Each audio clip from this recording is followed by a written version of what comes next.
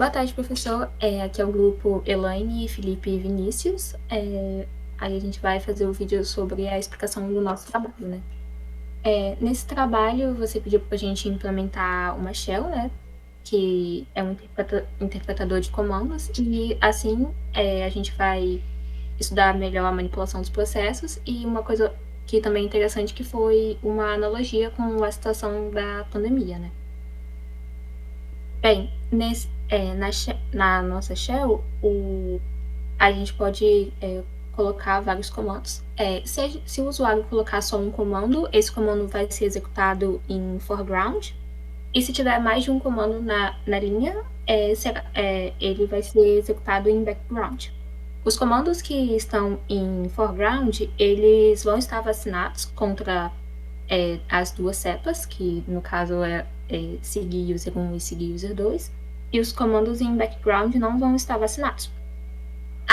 O nosso processo, o VSH, ele vai ter uma vacina especial, então caso o VSH ele entre em contato com uma das cepas, vai ser impresso um alligator, mas os outros processos em foreground, caso tenha, eles não imprimem o jacaré. E se um processo em background entrar em contato com seguir user 1 ou seguir user 2, eles vão morrer. Vão morrer. Morre aquele processo e todos os seus processos irmãos, aqueles que foram gerados pela mesma linha de comando, né? Que a gente sabe que a gente vai gerar mais de um processo com aquela barrinha, né? Que depois a gente vai mostrar na prática. Além disso, por causa desses dois sinais, que são letais, o seguir user 1 e o seguir user 2, a gente teve que fazer também um tratamento de outros sinais, por exemplo, Ctrl+C, Ctrl+Z, e um outro para não afetar no meio do trabalho, caso tenha o comando, o sinal do seguir user 1 e seguir user 2. Aí agora o Felipe vai falar um pouco sobre as tardes que a gente criou e também sobre a hierarquia dos processos. Tá, vamos dar uma olhada agora em como que a gente modelou para poder desenvolver essa VSH. A gente criou um TAD para poder representar um conjunto de comandos que o usuário mandou. Então, a gente criou essa struct aqui, que ela tem dois campos. Esse aqui de baixo é a quantidade de comandos que o usuário vai digitar na linha de comando. E esse primeiro aqui vai ser um vetor com os comandos que o usuário mandou. Agora eu vou dar uma explicada melhor no porquê que esse campo ele é um ponteiro triplo, no caso. Aí eu fiz uma ilustração aqui que cada vetor, aliás, cada comando que o usuário mandar, ele é um conjunto de várias strings, porque a primeira string que o usuário digita é o nome do comando e em seguida vem o nome dos seus parâmetros. Então, cada quadradinho desse eu representei como a string de um determinado comando. Então, cada linha dessas é um comando que é um conjunto de strings. Então, isso já faz com que a gente tenha o nosso primeiro ponteiro, que seria para cada uma das strings, e cada linha dessa matriz aqui representaria um comando que o usuário mandou. Então, para cada uma dessas linhas, a gente também precisaria de um ponteiro. Isso justifica o segundo ponteiro. E, por fim, a gente precisa de um ponteiro para poder apontar para essa estrutura toda aqui, para a gente poder fazer o acesso posteriormente na manipulação do TAD, que seria isso daqui, e justifica o terceiro ponteiro. Então, o comando que o usuário digitar, a primeira string que ele digitar sempre vai ser o nome do comando. Então, essa coluna toda aqui é o nome do comando, e a especificação do trabalho exige que só possam ter no máximo 3 parâmetros. Então, a gente vai ter 3 parâmetros aqui, e a gente alocou um espaço a mais para poder colocar null. Porque dessa forma, cada comando ele já vai ficar no formato certinho para a gente poder chamar a função exec quando a gente precisar chamar as funções posteriormente. Então, além do TAD de comandos, a gente criou também aqui uma biblioteca para poder tratar dos sinais, em que aqui tem algumas funções que vão ser explicadas daqui a pouco. E a gente também tem um TAD de lista para poder armazenar todos os processos que forem criados durante a VSH, que isso vai ajudar a gente mais para frente nos comandos de libera moita e no Armageddon, que também vão ser explicados daqui a pouco. Então, professor, começando o fluxo do programa aqui, na main, né? Então a gente chama essa função VSH, que é a nossa vaccine shell, que vai para essa with vaccine aqui, que chama essa função, né? Que basicamente o que ela faz, ela coloca a função que a gente passou nela, né? Como o tratador dos sinais seguir user 1 e seguir user 2 aqui no nosso processo, né? Então, chamando ela, depois ela chama essa ignore sinal keyboard, que vai ignorar, né? Vai colocar a função de opa, fui na função errada. Ela vai colocar o sig_ignore aqui, né? Definido lá nas signals, como o tratador de sinais do seguinte, sigkit, o sigtstp do Ctrl+Z, né? Ctrl+ e Ctrl+C. Ele vai inicializar e colocar como tratador de sinal agora, né? Desse processo. E depois disso a gente inicia a lista. Basicamente inicializa uma lista genérica com sentinela, né? Que a gente tem que passar o tamanho, né, do dado que a gente quer, que é um int, né? Então dá um size of int. E aqui ele espera uma função de liberar para destruir esse dado que a gente tem dentro. Como é um inteiro, então não precisa destruir esse inteiro, né? Não tem nenhuma coisa a mais para fazer.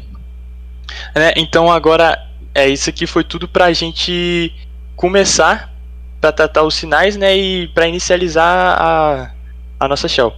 Aí aqui agora mesmo a gente vai entrar na shell. Que primeiro ele imprime só para ficar bonitinho, né? Para ele dizer que está na shell. E ele espera uma linha, que a gente está usando uma variável auxiliar para pegar essa linha, né? Com um fget. Então ele vai pegar meio que o comando inteiro até o /n. Ele pegando capturando essa linha, então eu vou inicializar o comando, a nossa estrutura, né? Que o Felipe falou lá. Isso aí. Aí a gente vem para essa função, né? Nela a gente verifica se a linha passada é uma linha válida, né? E se isso aqui basicamente ele verifica se tem algum caractere dentro do comando, né? Que o cara pode somente digitar enter, né? Então ele vai capturar só o enter. E com isso a gente verifica, né? Se for alguma dessas duas condições, ele retorna null, meio que não diz que não teve nenhum comando, ele interpreta que não tem nenhum comando. Então, essa verificação sendo falsa, então aqui a gente verifica quantas barras verticais tem a nossa linha, né, nosso comando, que vai dizer quantos comandos foram passados para a gente. Né? E, tipo, sempre começa com 1, então quando tiver outro a gente dá um mais. Aí, como fala aqui o máximo de comandos possíveis são 5, então a gente verifica se for mais de 5, a gente dá um exit, né, nesse processo, dizendo que deu erro. Aí, essas verificações todas dando certo, né, a gente inicializa o dá uma lock, né, seta como ponteiro de ponteiro aqui, né, e diz a quantidade, que foi a quantidade lida aqui em cima, né.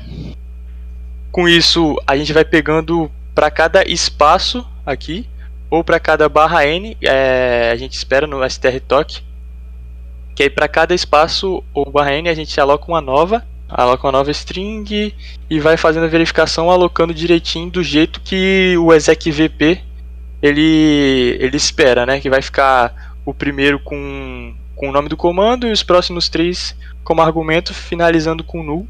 Aí isso daí que está fazendo basicamente, certo? Aí terminando isso, né, ele retorna a nossa estrutura já alocada direitinho no formato que a gente quer. E aí a gente verifica aqui se Se o C é diferente de nulo, é pra a gente ir para os outros comandos, para executar os comandos mesmo. Aí nesse if a gente vai verificar se o comando não é nulo, e se o comando não for nulo, a gente vai chamar a função do execute commands. No execute commands, ele vai verificar se é apenas um comando ou se é mais de um comando. Aqui, vamos ver o caso agora em que só tem um comando digitado pelo usuário, porque tem uma diferença que foi explicado no início, que se for somente um comando, ele vai ser executado em foreground, ou seja, o terminal vai ficar travado enquanto o programa tiver, o processo estiver sendo executado, o comando, né?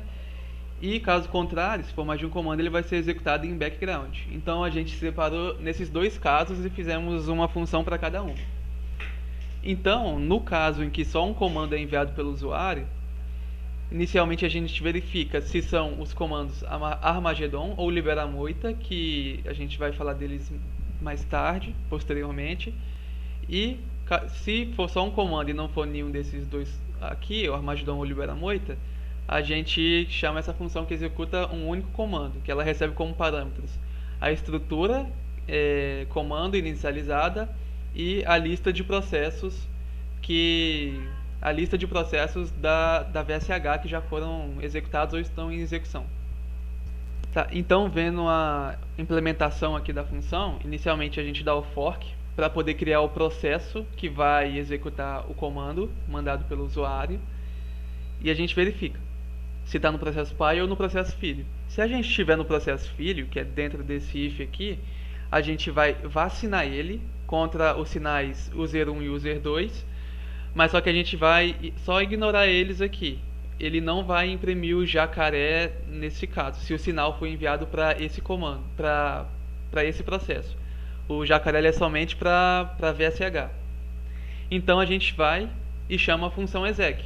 Como a nossa estrutura já está inicializada de modo que está certinha no modelo que o parâmetro da função exec pede, a gente só coloca as posições devidas do nosso campo da nossa struct comando, e a gente verifica se o exec deu certo ou não. Se ele der errado, ele vai retornar -1 e vai imprimir essa mensagem de comando não encontrado, porque se o usuário ele digitar algum comando que não existe, vai dar erro, obviamente, e ele vai imprimir essa mensagem aqui. E se der certo, se ocorrer tudo bem, ele vai executar o comando. Agora, olhando o que acontece no processo pai, a gente adiciona o processo na nossa lista, o processo filho que foi criado na lista de processos, e a gente coloca esse wait aqui para o pai poder esperar a execução do filho, porque a execução é em foreground. E a gente poderia, tipo assim, intuitivamente, programando, a gente poderia pensar, só tem um filho, a gente coloca só a função wait normal. Só que no caso a gente tem que usar o HPID aqui, porque antes de chamar esse comando, a gente poderia ter mandado vários antes, em background, por exemplo. Então podem estar sendo executados vários outros processos em background e que podem terminar antes da execução do filho. Então, se fosse uma função wait normal, ele poderia colher o resultado de outro filho em execução. Então, por esse motivo, a gente chama o HPID, que ela vai esperar esse filho específico que foi criado nessa função aqui. Então, essa é a execução quando o usuário só manda um comando. Então, vamos ver agora quando são múltiplos comandos. Quando são múltiplos comandos, a gente vai entrar nesse else daqui, e a função é essa função toda gigante aqui. Inicialmente, a gente cria um novo processo, a gente faz um novo processo para ser relativo à nova sessão, né? Porque quando são múltiplos processos, a especificação pede para que seja numa sessão separada da sessão do VSH. Então, aqui a gente está entrando na nova sessão e aí a gente verifica se deu erro ou não. Caso não tenha dado erro, a gente vai chamar a função de ignore signals keyboard, que são relativos àqueles sinais que eu tinha comentado anteriormente, o Ctrl+C, Ctrl+, Ctrl+Z, para não afetar em relação às duas cepas, né? O seguir user 1 e o seguir user 2. Aqui, mais para cá, a gente está criando alguns pipes, né? Chamando a função creating pipes, porque Caso a gente tenha mais de um comando, eles são passados como barra, né? A gente digita, por exemplo, pwd, aí dá uma barra, dá um ls e assim por diante. Mas há uma diferença entre comandos que são independentes e comandos dependentes entre si. Por exemplo, o comando pwd e ls, eles são independentes. Mas, por exemplo, se você dá um comando de criar um arquivo e você passa um outro comando de dar um cat nesse arquivo, a saída do primeiro comando é a entrada do segundo comando. Então, por isso que a gente criou pipes. Aqui nesse for, a gente está fazendo o fork, né? Para criar um processo para executar o comando. E aqui a gente, esses comandos, eles vão ser executados em background, né? E eles não estão com vacina. Então, caso eles entrem em contato com o SegaUser 1 e SegaUser 2, eles vão morrer porque eles não estão com a vacina.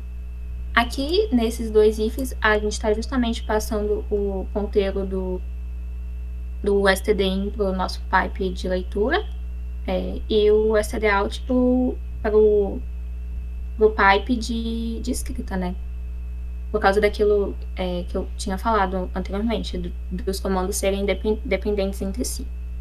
Aí aqui nesse if a gente chama o exec para executar o comando propriamente, e caso dê erro, tem o erro, comando not found, e a gente dá exit de erro no exec. Mas aí aqui embaixo a gente sai do for relativo aos comandos em si, e a gente vai verificar se esses processos eles entraram em contato com os sinais letais, SegaUser 1 e SegaUser 2. No verify child, que é essa função aqui, a gente vai verificar os status deles, né? Aí verifica se entrou em contato. Caso eles tenham entrado em contato, a gente vai matar não só aquele processo específico, mas todos os seus processos irmãos. E é por isso que a gente está dando um kill PG, que é kill process group.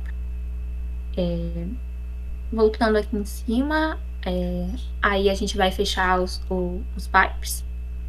Vamos dar um free.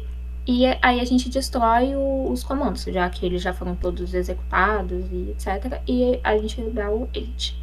Aqui no else if, a gente retornou para VSH. E aí a gente passa cada processo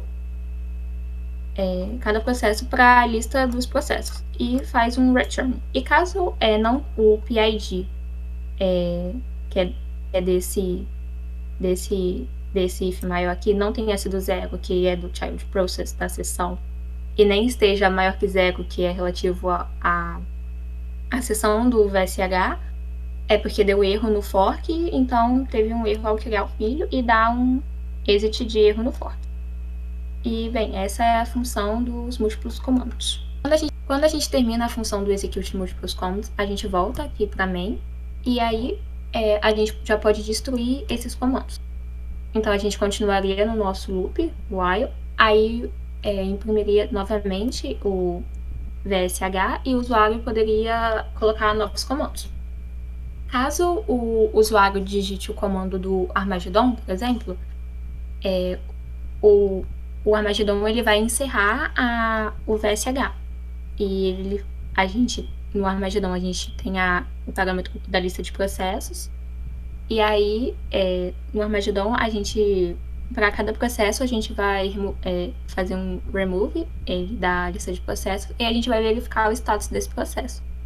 Se esse processo ainda não tiver terminado, a gente vai dar um kill PG, para a gente matar esse processo e todos os processos daquele grupo. Aí, fazendo isso, a gente pode dar um free nesse processo e, terminando toda a lista, a gente pode, consequentemente, dar um destroy na lista e dar free na lista. E também tem a outra função que é muito importante para caso tenha processos zumbis, que seria libera moita e verify zombie, que o Vinícius vai falar um pouco. Então, na libera moita aqui, a gente basicamente vai chamar essa generic function list, que ela é um iterador. Me segue aí, Felipe. Opa, foi mal. Então, nessa libera muito aqui, basicamente, a gente vai chamar essa generic function list, que ela é um iterador aqui, basicamente, né? Ela só verifica se a função passada é válida, né? Se a lista passada também é válida. Aí ela vai rodar na lista inteira, né? Executando essa função passada, passando como argumento, né, o ponteiro que tem dentro dessa lista, né? E então a gente passa essa função verify zombie e dentro dela a gente então todo para cada nó da lista lá, para cada iterador lá da lista, a gente vai vir para essa função e aí o parâmetro passado vai ser o ponteiro de inteiro, né? Então a gente faz só o caching para ficar mais bonito só. E a gente dá um HPID para aquele PID, porque basicamente para liberar um zumbi só existe porque o pai não verificou se ele morreu. Então aqui basicamente a gente só precisa verificar se o filho morreu ou não, se já foi terminado ou não, no caso, né? Que é só basicamente dar um wait. Aí a gente dá o PID porque a gente já tem os PIDs salvos lá, né? Que a gente quer liberar todos os descendentes dele, basicamente. Então basicamente isso, chama a generic function, que ela vai para cada ID que a gente colocou na lista, a gente vai dar um wait PID. Então, professor, agora que executando a nossa VSH, né? Dá um make nela. Rodar ela aqui, né? Aí, vamos executar alguns comandos que pode dar errado. Se tá entre ele, só vai ignorar. Se eu passar outros comandos aqui, vai ignorar. Se eu mandar um ls aqui, pw, aí no caso agora comandos que estão funcionando, né? Mandar um pwd, mandar um ps aqui, psaux, mostrar tudo. E é isso aí. Aí se a gente quiser finalizar, não, vamos finalizar. Finalizou normal. Então clear. Agora eu vou dar alguns processos, né, para fazer uns testes. Mandar um ps um ls junto. Aí ele só vai imprimir o ls por causa das pipes. PS. Aí vamos simular que esse processo, né, que a VSH está recebendo um sinal de usuário. Vou dar um kill aqui. Seguir user 1. Primeiro eu tenho que descobrir o ID dele, né? É essa daqui, 364. Então dou um kill, menos C.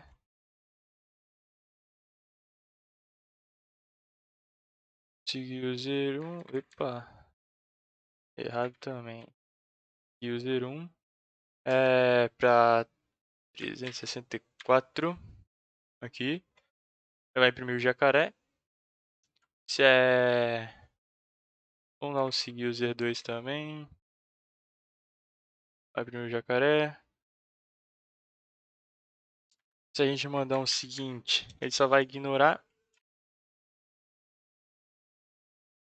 Ele ignora, mandar um seguir stp, vai ignorar também. Mandar um seguir kit.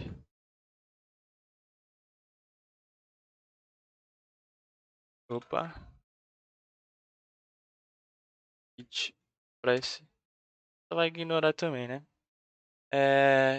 Ok. Aí, aqui deu pra perceber que tem um defunto, né? Então já vamos aproveitar para mostrar o libera moita. Só dar um ps antes, ps só para mostrar, né? Tem o defunto ali ainda. Então libera moita. Executou o libera moita. Vou mostrar aqui, né? Aí o defunto não existe mais. Era o 368, né? Ele liberou o defunto.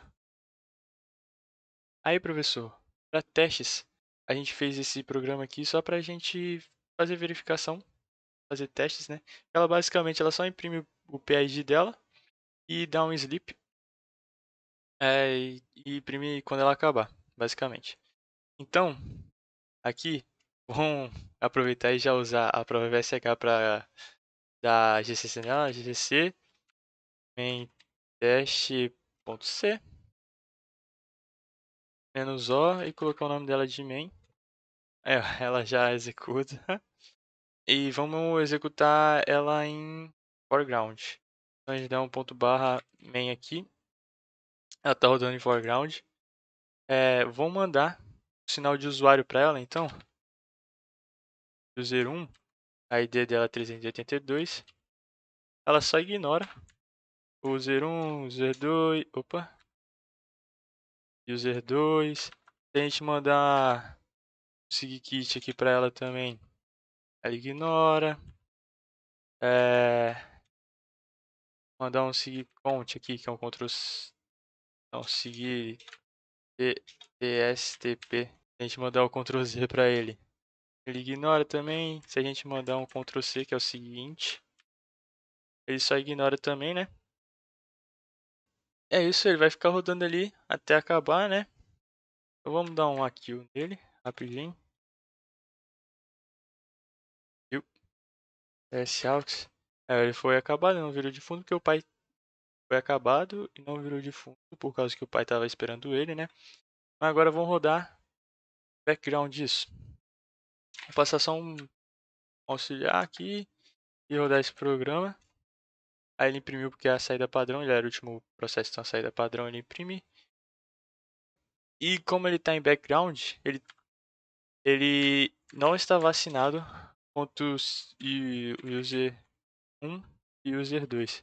Então se eu mandar esse user 1 para ele, ele vai ter que matar todos os irmãos dele. Podia ter dado um PS Alcos aqui antes. Então, aí ó, você pode ver que o pai dele, né, que é o 384,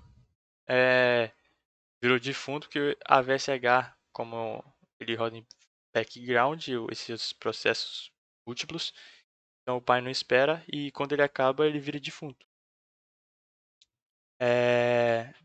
Só rodar de novo, só para mostrar o PSAUX lá. Então aqui dá um PSAUX. Ele mostra, né? Aqui vão mostrar a main. Quer dizer, esse aqui é o processo main rodando que a gente passou aqui. E esse daqui é o processo pai dele, né? Que criou a nova sessão, basicamente. Se a gente der um seguir user 1 agora no processo filho, que é o 390, ele vai ver que vai morrer. Ele morreu, né? E ficou aqui, o main morreu, né? Que era o 390. E o pai dele, 388, ainda continua aqui e virou defunto. A gente pode dar um libera 8 aqui. Que vai liberar essas duas. Esses dois defuntos. A gente pode ver, né? Certinho. Aí não conseguimos mostrar, né? Mas aqui, quando a gente deu o seguir user 1 aqui, ou se desse seguir user 2, ele ia matar todo mundo, todos os filhos. O que a gente faz aqui nesse Verify Childs, a gente verifica aqui se o filho acabou, né? Então, se o filho acabou com o seguir user 1 ou seguir user 2, a gente manda para todos os filhos, todo o grupo de processo, o sinal que o filho recebeu, basicamente. Tá, então a gente mostrou que os comandos inválidos ele não ajeita, mas se passar um comando com mais de 5 PS, ls, pwd, touch, outro ls, e aqui o ponto barra main, ele finaliza porque os comandos foram passados a mais, né? Se foi passado mais de 5 5 comandos, né? Foi o PS, 1, 2, 3, 4, 5 e o sexto aqui, né? E se tivesse só até esse ls, ele deixaria, mas como não foi, ele só finaliza. Ver aqui, né? Vamos dar VSH de novo, dar alguns PS, ls, WD. Agora a gente vai verificar o Armagedon, né? Se ele vai matar todo mundo. Então, clear aqui. Vamos dar um PS aqui, ponto barra main, para ela ficar rodando lá em background, para mostrar. Vamos dar outro, de novo, agora um ls, main. E agora a gente vai colocar essa daqui como defunto. Então aqui a gente dá um user 1 aqui, 405. Então, primeiro vamos dar um psaux para mostrar todos aqui, né? Então, ó, essa aqui é a main principal, 395, que está rodando a VSH. É essa aqui, né?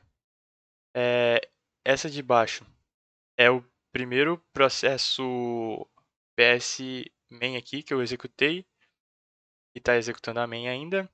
Essa VSH aqui é o segundo processo que eu passei com ls e essa main.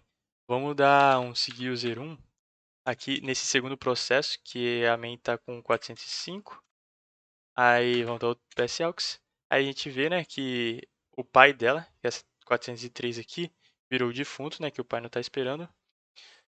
Mas vamos finalizar o programa aqui para mostrar que ele mata todo mundo. Se eu der um arma de dom aqui, e a gente der um psaux, a gente vai ver que matou todo mundo, desde o defunto até seus descendentes que estavam executando aqui, ó. A gente pode ver que a Bash é 237 aqui. Então, ó, pode ver que abaixo dela não tem mais nenhum, só tem o Aux que eu passei agora. Que ele matou a própria VSH aqui e os filhos descendentes dela, basicamente. Bem, então esse foi o nosso trabalho do VSH, que foi bastante proveitoso para estudar a manipulação dos processos e também conhecer sobre sinais e as funções exec, o wait, o HPID, também a questão, a gente também usou novamente o uso dos pipes, né? Então foi muito proveitoso esse trabalho. Então é isso, professor. Obrigada e boas férias.